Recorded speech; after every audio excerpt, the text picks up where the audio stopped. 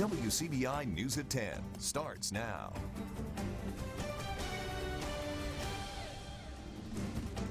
The latest report from the White House Coronavirus Task Force shows the majority of Mississippi counties branded as red zones. Thank you for joining us tonight at 10. Not only that, but Mississippi is one of 21 states with that same title. Courtney Ann Jackson reports. This White House Coronavirus Task Force report, first obtained by the New York Times, recommends Mississippi move dining outdoors or limit indoor capacity at restaurants to 25%. Current state regulations allow for 50% capacity. Manship Wood-Fired Kitchen managing partner Stephen O'Neill says he doesn't think 25% capacity is feasible for most restaurants to stay open. With 6-foot table distancing, I can't even achieve over 35%. And so right now we are at about 35% capacity, but everyone in this restaurant is distant 6 feet. Not nose to nose, it is 6 feet between tables, back ahead to back ahead. O'Neill says they're spending more on safety measures, $1,000 extra each week on gloves alone. Adapting daily now that our payroll protection has run out. We don't know if there's going to be another round or not. And so we're really just trying to make our business viable. This list also says the state should close establishments where social distancing and mask use can occur, like bars and entertainment venues. But the suggestion for the 71 red zone counties is to shut down gyms. One gym goer I spoke with says he feels safe. Wipe down everything. We wipe down everything before and after use every time we use anything. So yeah. And they got everything like 6 feet apart. We ask folks if they think the state is doing enough to keep its citizens safe. I don't. I think that we opened up way too early. I think we went back to work too early. I noticed a lot of people aren't social distancing in stores. They can try, I think, closing down some businesses, but the impact that they'll think will be greater than, the COVID. Courtney Ann Jackson, WCBI News.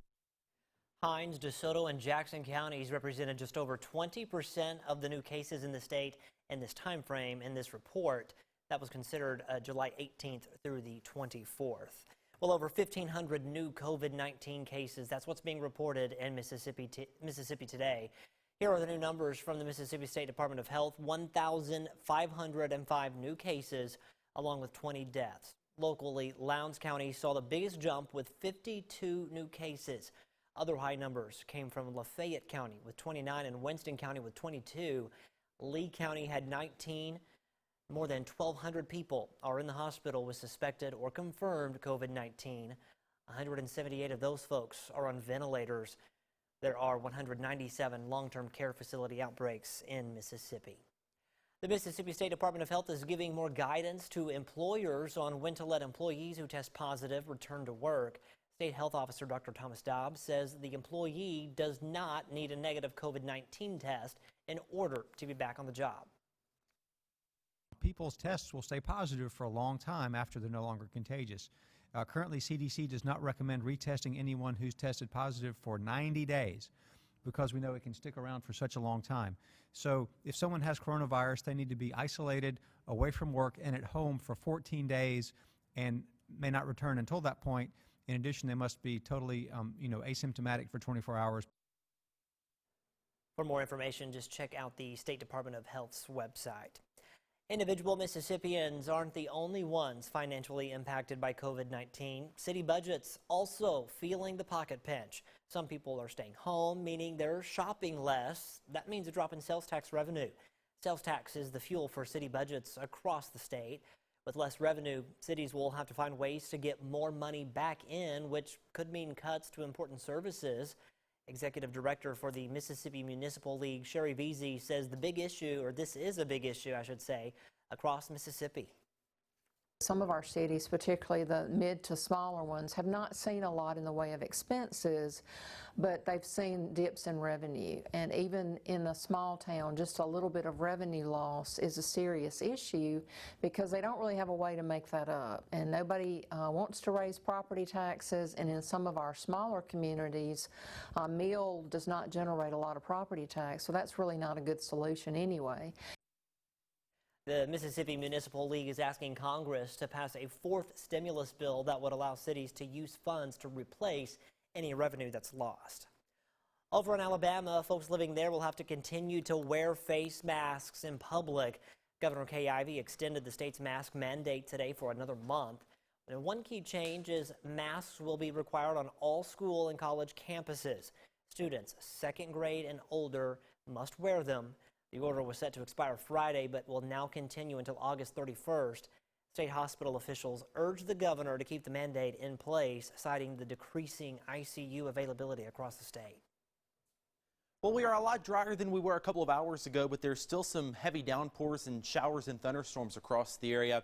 A couple just firing up back in the Delta. That could impact Grenada, Montgomery County here in the next little bit. Here locally, though, in the Golden Triangle, we have just been caught under this deluge of heavy rainfall. It seems like storm after storm moving through. That has resulted in some very heavy rainfall, and as a matter of fact, a flash flood warning continues for Lowndes County until 11 p.m. tonight due to that heavy rainfall. Upwards of 3 inches of rain have fallen in spots today, and the storm drainage system's having a hard time keeping up. So some flooding on the roadways certainly possible, and maybe in your backyard some ponding gathering up in the back. But the good news is the rain is moving out. I do have some new information out of the tropics, though. I've got some more information on that in just a bit. Scott. All right, Trevor, thanks so much. Well, it's a lifeline for many mothers, and it's closing. The Lowndes County WIC Center is shutting its doors. Now, WIC is the Women's, Infants, and Children Food Distribution Center, and it provides families with supplemental food, things like eggs, dairy, produce, baby foods, and formula. As our Cash Matlock explains, not only was this closure a surprise, but for some, going to a neighboring WIC center isn't possible. When LaCharlie Sherrod made her monthly trip to WIC this morning, she was surprised by what greeted her at the door. In bold letters, the distribution center announcing it will permanently close on August 28th. This is my first time hearing that they will be closing, so that's very unfortunate. And she definitely didn't expect this trip to be her last. So people who pick up on the 29th, like me, we won't even get benefits for August. A former South Carolina resident, Sherrod is used to picking up supplements at the local grocery store, where shoppers can use a WIC voucher. Some states have already transitioned into programs where you can actually pick up WIC from the grocery stores, but Mississippi hasn't transitioned yet. So the families that will lose this benefit, it's going to be harsh on them. Jamie Matthews uses WIC to support her 2 children. Her youngest, Christopher, is just 5 weeks old. I was shocked because this is the only distribution center that we have in about a 30-mile radius. She says it's unrealistic for the health department to ask people to drive to Monroe or Clay County. A lot of people come on their lunch breaks. I do know a lot of people don't have transportation, so it's already hard for them to come out here with it being so far out. Matthews says many in the community just want an explanation. People are angry. A lot of people are shocked. A lot of people are disappointed because this is their only means. WIC participants must go through multiple steps before they are accepted into the program. We've reached out to the State Department of Health for a comment on the closure. We've not heard back from them just yet. All right, we're going to send things back over to meteorologist Trevor Burchette. Trevor, I'm glad that rain is moving out. Slowly but surely. Just in time for me to get home to walk Moose. Yeah, I didn't want to drive home in that. It seems like it's just been sticking around forever. Unfortunately, though, more rain for tomorrow. Take a look at the Emerson Animal Hospital forecast. The lucky pet of the night is Zach. And here's that 3-day forecast for you. Chance of storms continues not only tomorrow, but also Friday and Saturday. We'll keep things at about a 70% chance. So bottom line is, keep the umbrella nearby. I've got that full first alert forecast for you coming up in less than 3 minutes. Stay with us. Your WCBI First Alert AccuWeather forecast with meteorologist Trevor Burchette. Certainly an active weather day across northeast Mississippi and west Alabama. Heavy rain, flash flooding, gusty winds. You take your pick. We got it today. Hey, let's start out with a look at those rainfall totals. Take a look. A good slow soaker for portions of the Golden Triangle. Nearly 1.5 inches of rain picked up today in West Point. Just about 1 inch estimated in Columbus. Some folks, though, didn't get anything. Really, the real winners today for the rainfall were eastern Clay County and Lowndes County. That's why we've got that flash flood warning that's in effect due to all the heavy rainfall. Here's what's going on out there right now. Really, most folks starting to dry out. I mentioned to you we have some smaller downpours popping up in the Delta that could slowly make their way across I-55 into Montgomery County, maybe even into Webster County here in the next couple of hours. But really, the heaviest of the stuff that was here in the Golden Triangle is slowly but surely starting to make its way out of here. Now, we've still got the flash flood warning in effect for Lowndes County, as I mentioned. Generally, though, just lighter rain here in downtown. Still some heavier pockets of rain down Highway 69 in eastern Lowndes County and New Hope, and also some heavier rain over in Pickens County. But in general, the heaviest of the rain is starting to make its way out of here. Here's a live view from downtown Columbus. You see the water on the lens of the Alpha Insurance camera network. The good news is, though, it's starting to slack up just a little bit. Now, it's done that several times today. It's slacked up, and then we've got hit again with another gully washer. I really think this is the last round of heavy rain now in Columbus. So if your yard is starting to flood or you're noticing some street flooding, that should be able to recede here in the next couple of hours. I told you we've got some new news out of the tropics. We've been tracking potential tropical cyclone 9 now for the last week. It has officially organized itself and has become tropical storm Isaias, and the center now just south and west of Puerto Rico. Most of the convection, though, on the southeastern side of the storm, so it's still got a little room to intensify if it chooses to do so. Max winds now 50 miles an hour. Pressure is down to 1,004 millibars. This thing, though, going to basically go right over Hispaniola, and Hispaniola is very mountainous, so it's going to kind of struggle to intensify, and that's good news because it's going to approach Florida here, really follow right up the eastern seaboard, and it's not really going to have the chance to intensify much. Could be a strong tropical storm, though, 65-mile-an-hour winds, but in general, no major impacts expected. But now that we have Isaias, which is the 9th named storm, this is the earliest 9th named storm we've ever had. The last record was in 2005, and we didn't get that one until August 7th. So we're a couple of weeks early from the record. This makes this the busiest start to a hurricane season on record. 74 tonight for the low here locally. Some showers and storms possible, most of us starting to dry out. Tomorrow, though, better chances for rain off to the north, highs close to 90. Just keep that umbrella on standby. Here's a look at the Accuweather 7-day forecast. 70% chance of rain through the weekend. After that, we kind of go back to more of the pop-up style storms where not everybody sees the heavy rain. Still, though, rain chances continue through the next 7 days with highs staying close to 90. Surprise deliveries are popping up all over the United States, but it's what's inside that investigators are warning folks to be aware of. We'll explain next. You're watching WCBI News at 10 with Scott Martin. Welcome back, everyone. The MSU Extension Office is warning Mississippians about an unpurchased package with mysterious seeds inside. Federal authorities say that over the past month, residents in all 50 states have reported getting unexpected packages. Now, most of them come from China, containing various unmarked seeds. David Kenny shows us what to watch out for. State officials say residents in 15 counties have reported getting the strange packages containing seeds in the mail. They also say the seeds could be a threat to our state agriculture industry. One of these seeds that have one type of fungus could, for example, decimate our sweet potato crop. We don't want it going in the ground. So we've been getting calls from farmers across the state who are very concerned about it. So why is this happening? State officials say it's a ploy by overseas e-commerce companies trying to boost sales. They're shipping these to people for free, and then they're going to write a fake review to try to boost their sales and say, you know, they've identified somebody that's going to get a package.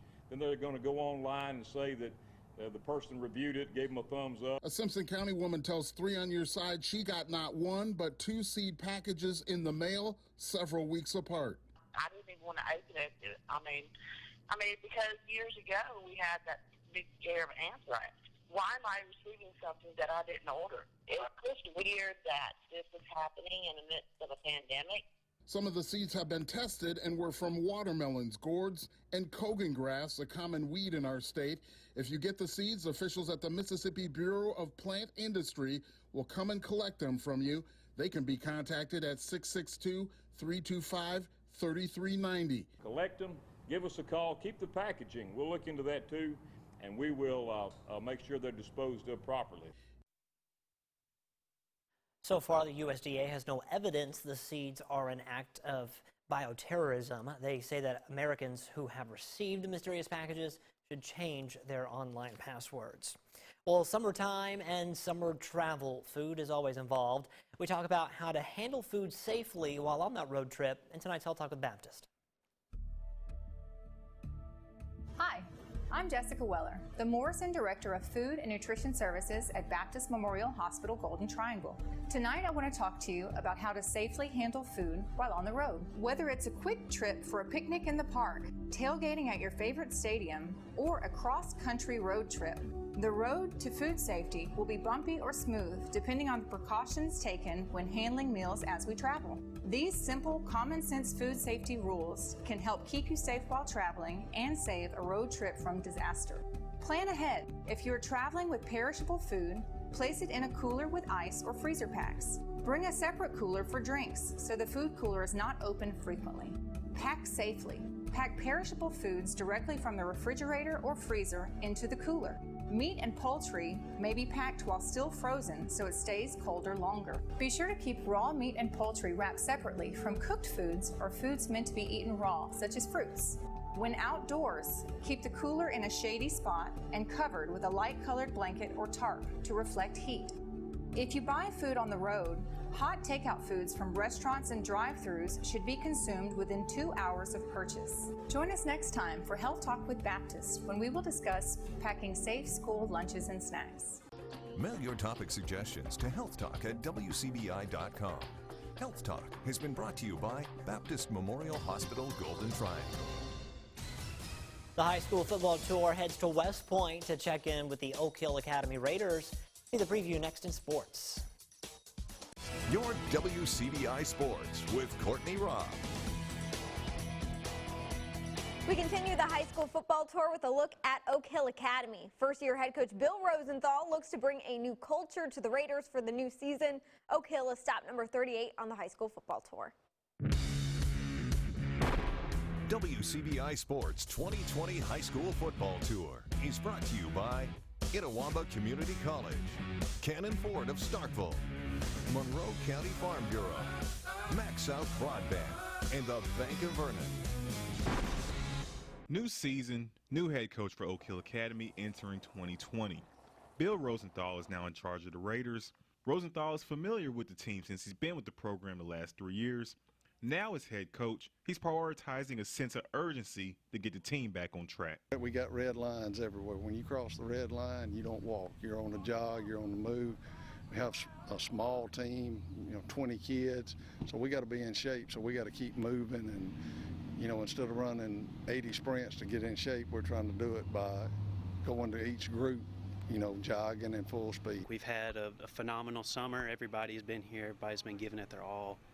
And it's just a whole different approach. We got a new, better culture, I think. I just think we're having fun with it, honestly. We're more fired up to be here and just ready to get after it and win some games. To come away with some wins, it starts at practice. The players say that the entire team has been giving its all, evidence of how close-knit this bunch is. When you're in town, you got to be here. He trusts us. I feel like we trust him very much. I feel like we have a good relationship right now. Just to not give up, really, and come out every day at practice and not just mess around, but get things done. Expect to see the Raiders flying around the field as Rosenthal is putting in a system designed around his players. They've worked hard and accepted their roles so far, and we're excited to get started. Coaches are kind of revolving around like what we have instead of what we don't have. So we don't have much size, but we're fast, we're quick, we're athletic, and we're going to work on that instead of trying to be the bigger man. We're going to be the faster man that works harder. We're going to mix it up and just do a lot of different things that we haven't done in the past and just get defenses to do what we want them to do, and then he's going to put us in the situation to make the plays. One player that looks to make a leap this season and thrive in a new system is returning starting quarterback Cameron Dill. He's just really athletic. He knows the game, and I just feel like the more that he plays, the better he's getting every year. The smarter he gets, the more he understands it, and we're just grateful for him. He knows a little bit more and how to get after it. With the Raiders on the high school football tour, Chris Bolton, WCBI Sports. WCBI Sports 2020 High School Football Tour with Oak Hill Academy is brought to you by Metacomp Physical Therapy. Hey, would you look at that? We are almost in the 40s on the high school football tour. A look at the upcoming stops after today. We finish out the 30s with stop number 39, Winona Christian, on Thursday. We'll check in with the Stars, and then coming up on Friday to kick off the weekend, we will stay a little close to home here in Columbus as we check in with the Columbus Christian Rams for stop number 40. The weekend continues with stop number 41 Victory Christian on Saturday, and then we'll close out the weekend by getting into 4A with East Webster for stop number 42 on Sunday, and we'll continue with more stops throughout the week. Next week after there, for all of those stops and any stops you may have missed, you can always go visit our website at WCBI.com. That's it for sports. More for you when we come back. Scattered showers and storms going to continue here for the next several days, at least through Saturday. After that, I think we go to more of a pop-up style of shower and storms where not everybody sees rain every day. Temperature is staying pretty close to 90, overnight lows in the upper 60s to low and mid 70s. Still the chance, though, for some of those storms to be on the heavier side like we saw today, so just keep that in mind. A little warm for the weekend, but maybe a soupy day. Maybe like at home, like I eat was some a little soup. confused. No, yeah, okay. A good day to stay inside. Exactly my point. Okay, thanks, Trevor. Thanks for watching, everybody. We'll see you tomorrow.